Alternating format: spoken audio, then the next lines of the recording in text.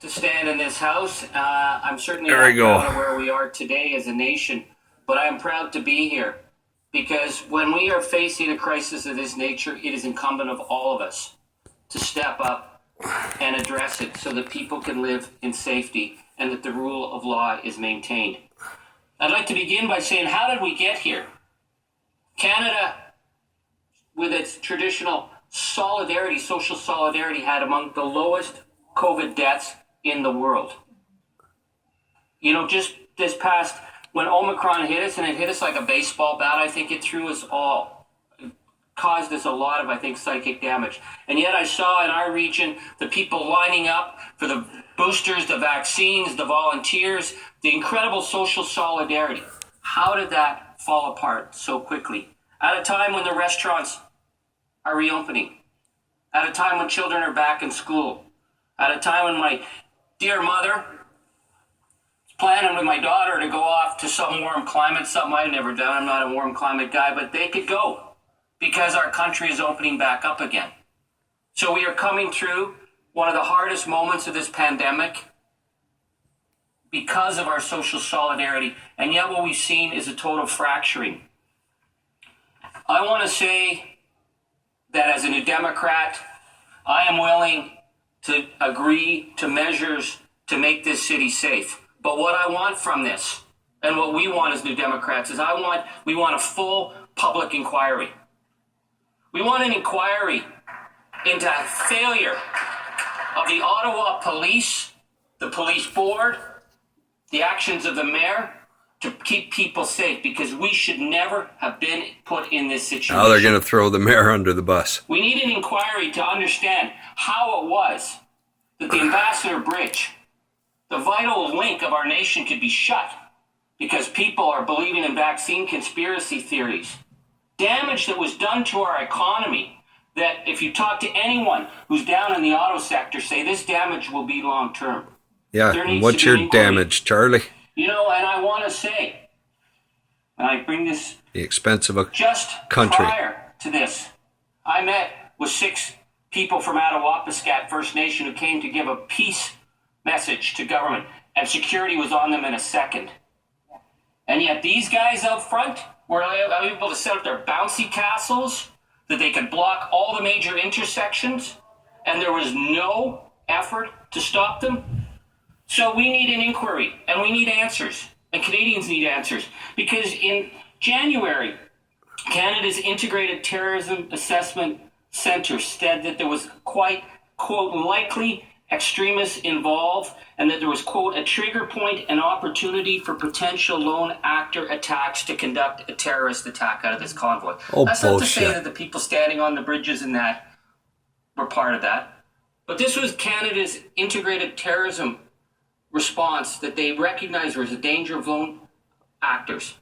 Got nothing to do with the protesters, Charlie. The people who came in with the trucks were invited right up onto Parliament Hill and allowed to park. That's right. Where was that security failure, or was that collusion? Because I can tell you, there are trucks and there are vehicles out there who just showed up for a protest, who never thought that they would ever get down here, and yet they were put in a place outside the Prime Minister's office. That needs to be assessed. We know that Congress, the U.S. Congress, is demanding Facebook now explain the mass rise of fake overseas accounts that were promoting the convoy. Russian disinformation. You'll never hear that from the Conservatives. How is it that we can fail in our country on basic issues of security? Because we need to assess these things. And this is why we need an inquiry. Because people need to know. People need to know.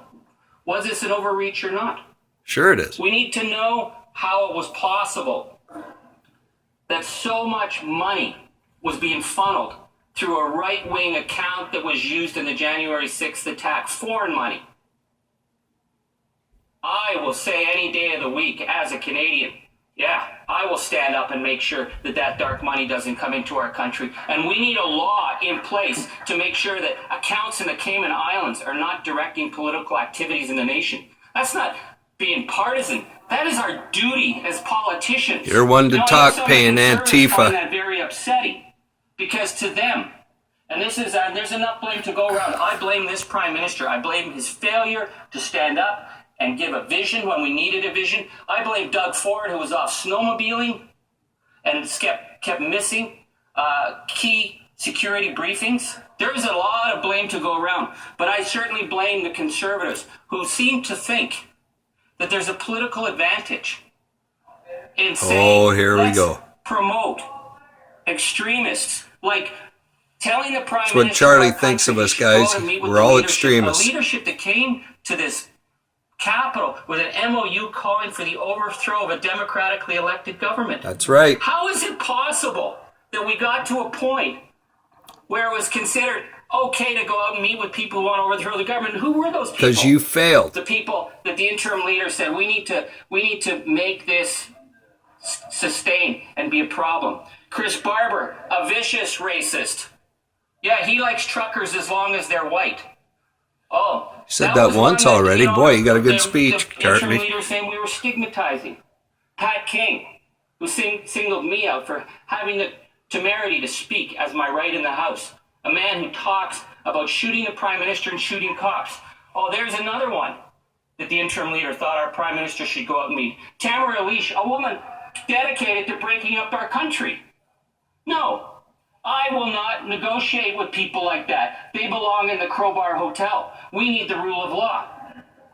I see, Mr. Speaker, that what I've seen over the last 3 weeks has been shameful. We should never have needed these tools. These tools should have been used by the City of Ottawa to do ticketing. They should have been used in a proper manner, as the City of Quebec did, as the City of Toronto did. But we're at a situation now where this has been allowed to metastasize. And if the occupiers took over Thunder Bay or Red Deer, absolutely, that is local and provincial jurisdiction. But this is the nation's capital. We cannot be made to look like a failed state to the world. Well, it is. It's the truth. Manage to contain this. And when I look at the role that the police have played over the last few days, you know, I talked earlier about my frustration with the failure of Ottawa police. But what we saw yesterday was policing at its best in this country. We saw, and I know police officers who've come down from the north. I know my friends on the Quebec side from the Sûreté de Québec who've been here. This is a terrible situation. This is a national embarrassment that we are here.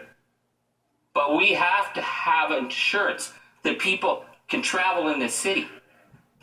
You know, that Buddy, because he's got a big truck, decides he's going to block a major intersection for 3 solid weeks. That man has more rights than someone at Metropolitan, the restaurant that's been shut down, or the young women that I know who've been harassed. Keep lying, Charlie. Keep lying, Charlie. Yeah, it's all peaceful if you're a white guy with an upside-down Canadian flag on your back. But if you're a resident of Centertown who was harassed in the grocery stores for wearing a mask and insulted and told to go back to where you came from, I've seen this. And, you know, again, I blame the Ottawa police for not doing their job when they were supposed to, and I blame the mayor. But it is our responsibility as legislators to say enough is enough is enough. I want that inquiry. I want to know why the committee hasn't been struck. And I want Charlie Angus to lose his position and his charter rights revoked. Legitimate protest. We have to have answers. I hold this government to account for that.